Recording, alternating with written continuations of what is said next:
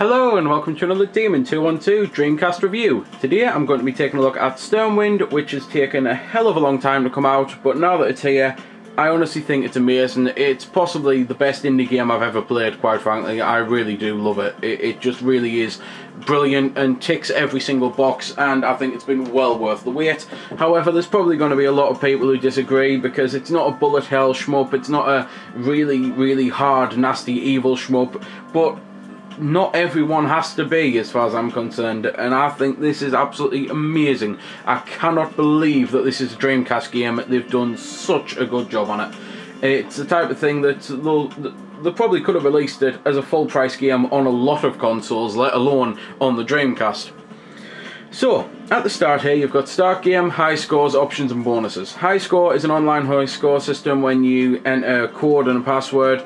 Options, you've got a few things you can do. Easy, normal, hard, difficulty settings. Not only do they change the difficulty, they also change how many lives you've got, which again is another way of changing the difficulty. Control settings and screen adjust, self-explanatory. You get 6 different control methods with a pad. I haven't got around to plugging the arcade stick in. Usually I'd call it a fight stick, but in this case it's not a fighter. But I haven't had the chance to plug it in, so I don't know if you get another 6 setups for there or if it lets you customize or anything. I do know there's been a couple of people complaining about the setup of the arcade stick, so maybe it doesn't allow it and maybe there's not a control method that people like.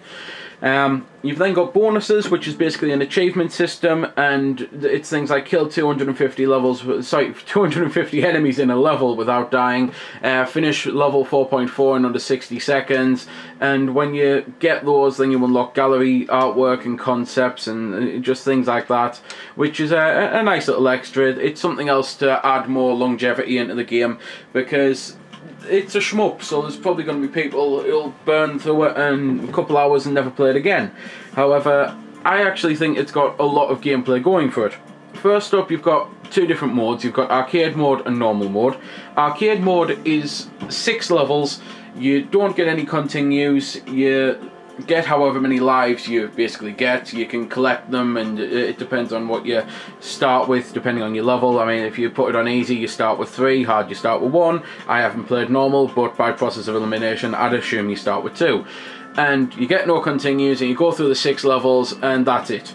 You've then got normal mode, where you've got worlds and levels, and there's 16 levels overall. Some levels are even just bosses, but normally it's pretty much standard shmup affair, where the whole point is you fly around shooting every single enemy in sight, trying your best not to die, trying to get a good high score. You'll get a boss at the end, and then you'll go on to the next level and do it all over again. Loading times in the game aren't that long, but I have definitely seen faster, and it's the only pretty much downside to the game really, that sometimes loading isn't as fast as you would like it.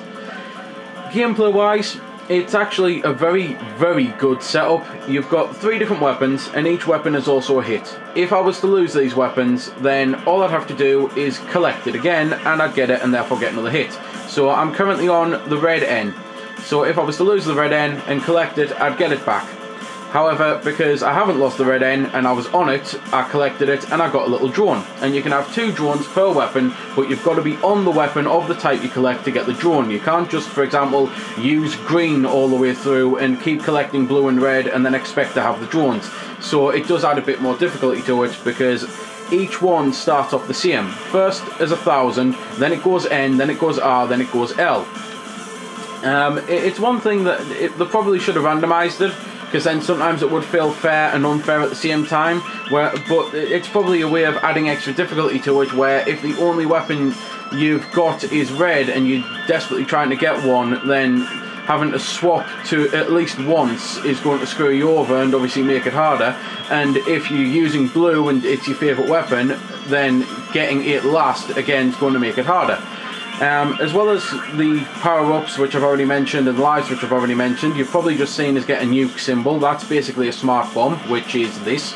And the smart bomb is one of the coolest things, because it's where the rumble mainly plays effect. Because the rumble, it's weird to see it, because you become so used to it, but I actually found the rumble on this really did immerse me into the game more. It works really well. It happens whenever you get blown up as a little jolt. It also happens whenever you use the smart bombs as I see it, and then there's also specific things that trigger it, background things, because you'll notice that some of these enemies I'm shooting are actually in the background. And it's one of the hardest things about the game, learning what is a threat and what isn't a threat. The amount of times that I've crashed into things not even realising that there were actually either enemies or just debris or things that would kill me. Because I mean, I'm flying through an asteroid belt now, no damage. But on later levels, there's parts of the background that just looks like a door opening, and if you fly into it, you die.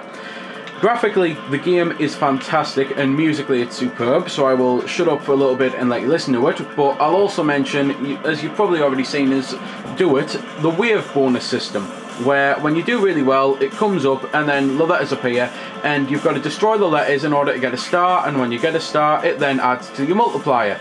So it's one of those things that it adds more difficulty into getting a multiplier, because you can defeat the wave, but if you don't destroy all the letters, like I'm going to intentionally do here, then I won't get another star. So I'll lose out on points.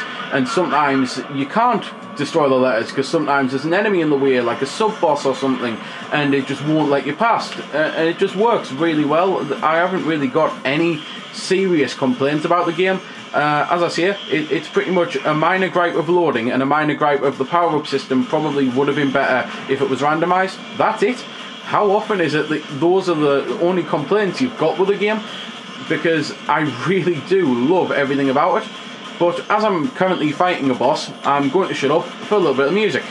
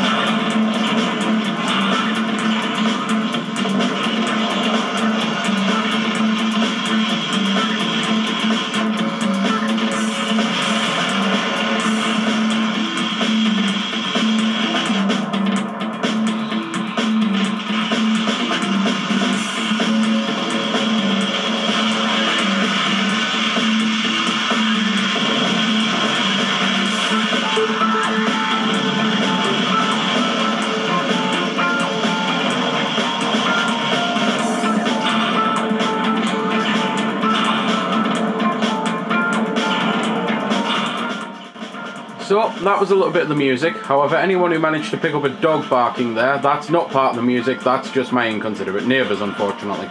So, just for any of those who were maybe, for some reason, getting a little excited about the fact that there were dogs barking in the soundtrack, I'm sorry to tell you, that there's not. Anyway, back to the game and back to the gameplay, because I've still got a few things that I can actually mention. First up, you might have already noticed us using some of these things while I was doing that. Basically, as well as having your rapid fire button, and to be fair, before I go on, I might as well mention this scene as it's here. At the end of the levels, and when you die in that, it gets a section where it tells you what weapon you used the most, what percentage-wise, how many times you got hit, how many stars you collected, how many in general, how many smart bombs, how many beams fired, which is the beams is what I was in the middle of explaining, how many enemies you killed, points in the level, and points overall. The beam system, though, is basically, as well as having the rapid fire button, you've got a regular button, like, for me it's X, and it charges up your weapon, and it allows you to fire a beastie attack off. However, if you charge it for too long, it overheats, and, well, dire consequences happen. Which I will show as soon as this happens. Sorry, as soon as it loads. The other thing I can mention, you also might have noticed me bullets were firing backwards, because you do get the option. Basically, for me, it's pushing the left trigger, and it'll fire a weapon backwards, but I can also push Y, and it'll change the position of my drone. So for the blue one there, it was just simply changing it up and down a little bit, whereas with the red and the green, it changes them to fire behind you. So it means that there's a bit of strategy there, because you can either have all of your shots firing forward, all of them firing backwards, some of them firing forward, some of them firing backward, and you can change which ones depending. This here, when I've got the second drone, I've managed to now get it so I can either have two of them firing forward or one of them firing backwards behind me. And it's just an incredibly cool system.